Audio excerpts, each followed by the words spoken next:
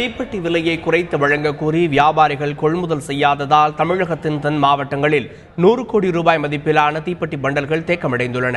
தூத்துக்குடி மாவட்டம் கோவில்பட்டி, விருதுநகர் மாவட்டம் சிவகாசி உள்ளிட்ட பகுதிகளில் தீப்பெட்டி தொழில் மூலமாக ஆயிரக்கணக்கானோர் வேலைவாய்ப்பு பெற்று வருகின்றனர்.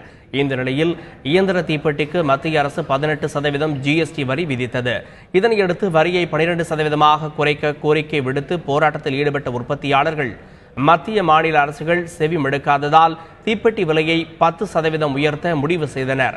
இந்த நிலையில் தீப்பெட்டி விலையை குறைத்து வழங்க கோரி வியாபாரிகள் கொள்முதல் செய்யாததால் தமிழகத்தின் தென் மாவட்டங்களில் 100 கோடி ரூபாய் மதிப்பிலான பண்டல்கள் தேக்கமடைந்துள்ளன.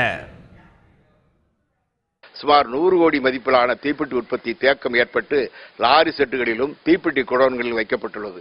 காரணம், வடமாநில வியாபாரிகள் விலையை குறைத்து கேட்கிறார்கள். GST வரியிலிருந்து விலக்கு அளிக்கப்படும் என்று அவர்கள் எங்களை பிரஸ் செய்து அழுத்தம் கொடுத்து எங்களை விலையை குறைத்து கொடுக்க வேண்டும் என்று நிர்பந்தம் செய்வதால் நாங்களும் விலையை குறைத்து விற்க முடியாத ஒரு அவலநிலை ஏற்பட்டது.